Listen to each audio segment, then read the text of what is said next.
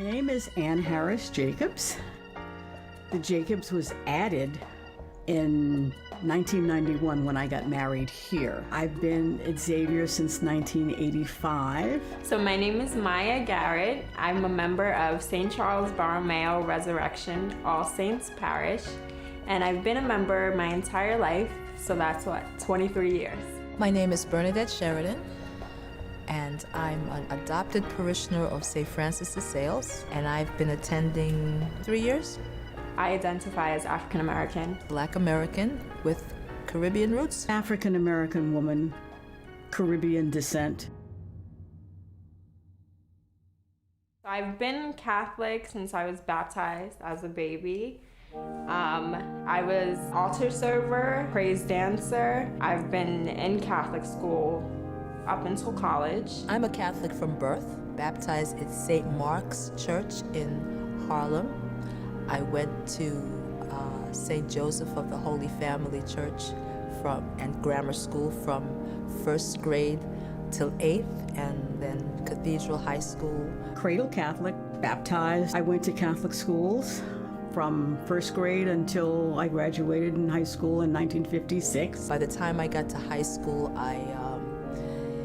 it wasn't fun anymore. I was the only person of color in 250 sophomores when I went to St. Helena's High School in the Bronx. I recognized that many of them had never had a person of color as a friend. They didn't know how to talk to me. They would ask me dumb questions like, what kind of food do you all eat at home? Oh, your hair is naturally curly. They were very curious about my hair. And I don't need to tell you, African American women are very sensitive about hair stuff, so we didn't talk about hair. Totally educated under the nuns, for better or for worse. I had one sister who never remembered that I was in her biology class or chemistry class. Miss Harris, you're not in this class. Yes, sister, I am in this class. And I would do this, I don't know how many times. I remember organizing around the time that Eric Garner's death had happened.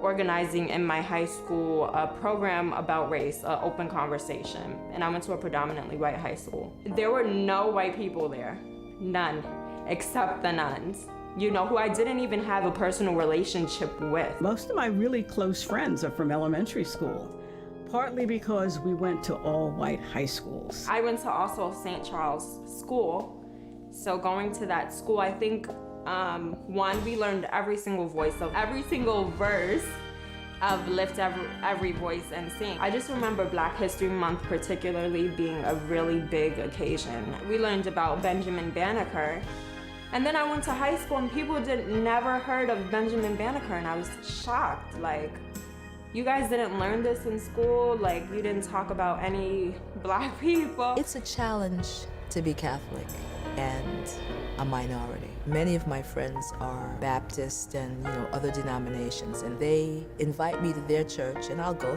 I used to go sometimes, and it was never reciprocated because they found things in the Catholic Church, uncomfortable. So I've never felt personally discriminated against in this particular parish, but in the larger Catholic community, I felt unwelcomed in certain environments, and I felt like the practices that we value here were not valued at other Catholic parishes. For example, when we went to the cathedral and we were told that we could not dance down the aisles, kind of like how we do here, which I know every place has different rules, but it felt like our dancing was seen as some sort of disrespect towards the cross or towards our faith. When I came back to New York after medical school, I moved to New Dorp, Staten Island, predominantly white, very little Hispanic, and no Black people. The satellite church was directly across the street from my home. Every Sunday, I walked up with my 2 little girls and I would go to church. When I first got there, I noticed that no matter where I sat, there was an empty circle around me. The experience taught me, why am I here? I'm here for the Eucharist. That's easy for me to say, but not so easy for two small biracial children growing up to understand. I began to feel very strange about church. Every time I went to Mass on the east side of Manhattan, to churches I had not been to before, I got looked at strangely. I got questioned on the communion line if I was really Catholic, stuff like that. Going to church and sitting in a pew where people look at you strangely because you don't look like everybody else just got to be a bit too much. So I was away from church for about 20 years. In general, this parish has been, even like without me even knowing, so influential in my life, especially in terms of just seeing Black excellence. Very esteemed Black people just living their life, praising God, in community with each other. Community is the thing that I crave, and lately what I miss the most. When I walked into Xavier after my friend Rose said to me, "No, don't give up. I have a church for you," because I had said to her, "I'm done with your church. I'm done with white people in the Catholic Church. I'm done." And the minute I walked in the door, I was greeted by people who were extremely welcoming. In history, the Catholic Church has had a major role in slavery.